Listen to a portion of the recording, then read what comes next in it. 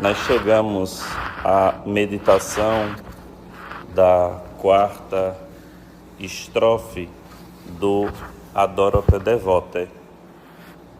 E a letra em latim, conforme está aí no seu papel, no seu folheto, nos diz: plagas sicut Thomas non intueor, Deum tamen meum te confiteor, fac me tibi semper magis credere, in te spem habere te deligere.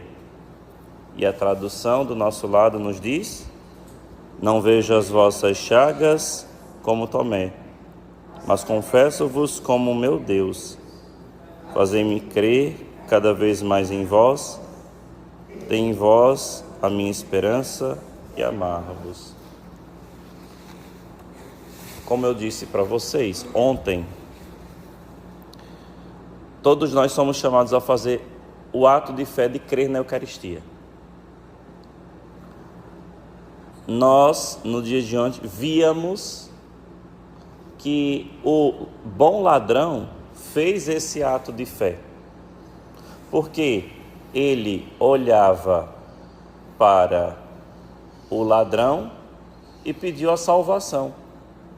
Ele só pode pedir a salvação se ver em Jesus uma divindade, mas ali na cruz a divindade está escondida. Mas também não foi a mesma coisa que aconteceu com Tomé. Aqui Santo Tomás brinca, por assim dizer, com o nome Tomé, porque nos diz plaga sicut Thomas. Então, ao mesmo tempo que o autor se chama Tomás de Aquino, a origem em latim de Tomé é Thomas. E Tomé fez o mesmíssimo ato de fé que o ladrão, porque ele tem diante de si Cristo ressuscitado com as chagas, e ele disse aquela frase,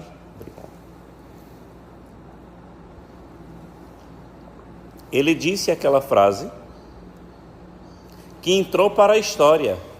E qual foi a frase que Tomé disse que entrou para a história? Meu Senhor e meu Deus. Ele olha para um homem e professa a divindade dele. Ele olha para aquele homem ressuscitado e diz que ele é o seu Senhor e o seu Deus. Aí nos diz o texto, plagas é chagas. As vossas chagas, assim como Tomé, non intueor, não as vejo, não as intuo. Eu não consigo enxergar as vossas chagas, mas ali na Eucaristia está o Cristo imolado por nós. Ali na Eucaristia está o Cristo entregue por nós. Então, eu não vejo essas chagas, mas Deus, Deum tamen meum te confiteor. Mas Deus, eu te confesso que sois o meu Deus. Eu confesso-vos como o meu Deus. Olha aí novamente o ato de fé. O mesmíssimo ato de fé que nós somos chamados a fazer quando olhamos para quem? Para a Eucaristia. Só que nós damos um passo a mais. Vamos lá. Olha, são 3 níveis aqui que a gente precisa perceber. O primeiro nível é o nível do ladrão. Ele viu Jesus, enxergou Jesus como Deus, mas a divindade estava escondida. A humanidade estava ali. Depois nós subimos um nível a mais, o nível de Tomé. Ele tinha diante de si Cristo, a humanidade crucificada e ressuscitada. Mas ele também faz o ato de fé de dizer: meu Senhor e meu Deus. E nós somos um nível ainda mais acima, porque nós olhamos e não vemos nem a humanidade e muito menos a divindade de Cristo, mas nós professamos que Deus está ali naquela hóstia. Já imaginou, meus irmãos? Deus, na sua grandeza, na sua majestade, na sua santidade, está todo contido em uma hóstia. Isso aqui deveria nos fazer perder a noção de tempo e espaço. Isso aqui deveria fazer com que a gente meditasse com tanta profundidade que nós ficaríamos abismados.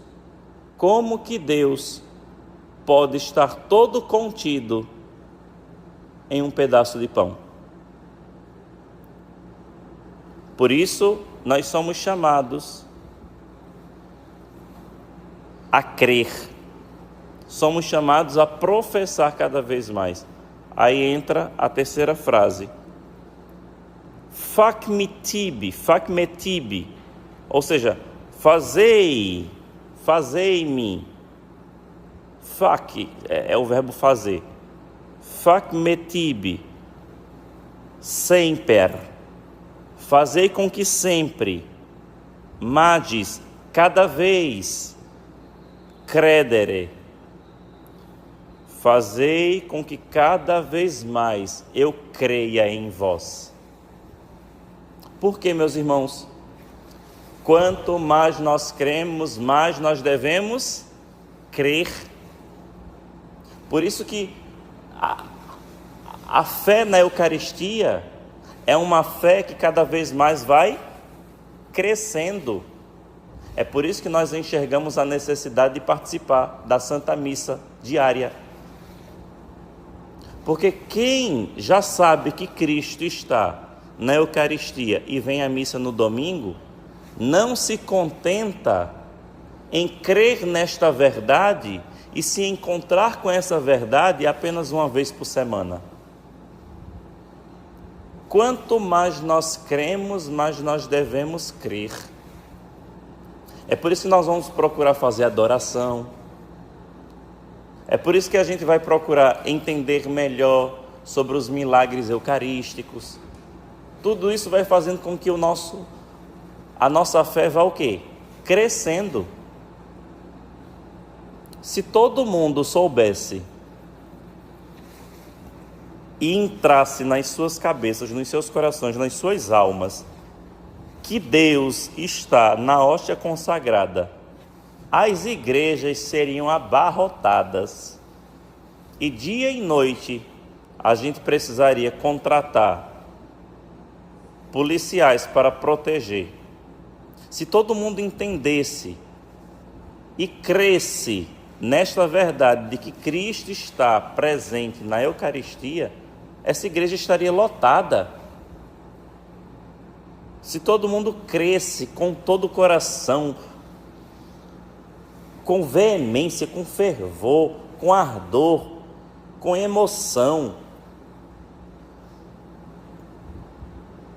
gostaria de participar da missa todos os dias, mesmo se não o recebesse, hein? Só de Cristo estar sobre o altar e saber que Deus está ali, isso aqui é qualquer pagamento que nós recebermos, se fossem milhões ou bilhões de dólares, não seria nada em comparação a saber que Deus está diante de nós na Eucaristia. Então, qual é a primeira coisa que nós somos chamados a fazer? Crer. Mas não é um crer estático, parado, estagnado. É um crer em crescimento. Quanto mais eu creio, mais eu devo crer. Quanto mais eu creio, mais eu devo crer. Ou seja, a fé é uma realidade dinâmica. A fé é uma realidade viva. A fé é uma realidade que progressivamente nós vamos avançando. Esses dias, ontem, eu dizia para um irmão: quem não progride nem sempre está regredindo, pode estar estagnado. Muitos cristãos já creem que na Eucaristia está Cristo, mas param por aí. Não fazem atos de amor, não fazem atos de sacrifício, não fazem nenhum tipo de avanço para entender melhor essa verdade. E depois Santo Tomás termina dizendo: Fac me tibi semper magis credere, in te spem habere. Ou seja, uma segunda virtude, spem é esperança. In te, ou seja, em ti. In quer dizer dentro. In te spem habere. Te diligere. Diligere aqui, não sei se vocês notaram, tem como significado a palavra amor. Ter em vós a minha esperança e amar-vos. Duas coisas. Primeiro, perceberam que aqui Santo Tomás, ele nos lembra as três virtudes teologais. Quais são as três virtudes teologais? Fé, esperança e caridade, ou amor. Então, aqui Santo Tomás nos faz lembrar quais são as três virtudes teologais que todo homem deve ter. Nesta vida, nós precisamos crer na esperança de alcançar o que aqui amamos.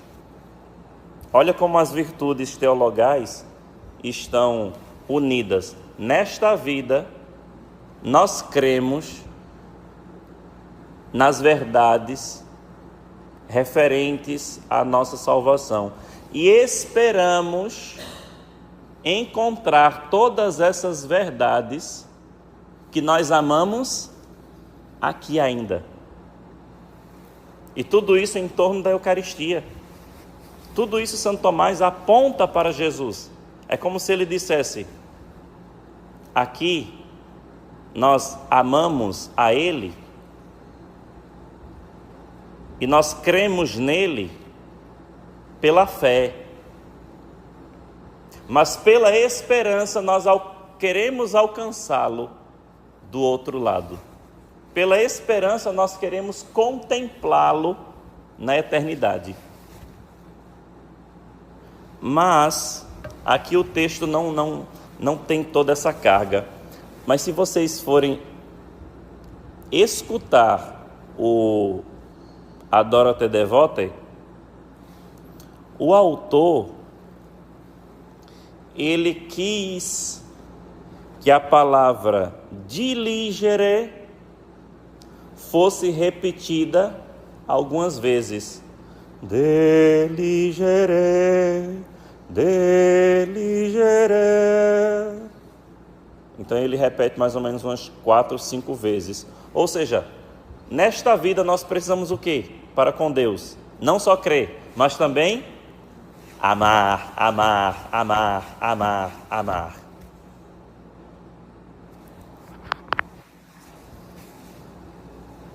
E uma última palavrinha. Por que aqui não se empregou a palavra caritatis. Caritatis dá origem à palavra caridade, que traduzindo em português é amor. Mas aqui, Santo Tomás emprega o verbo diligere. E diligere deu origem a muitas palavras na nossa língua. Como, por exemplo, a palavra eleição.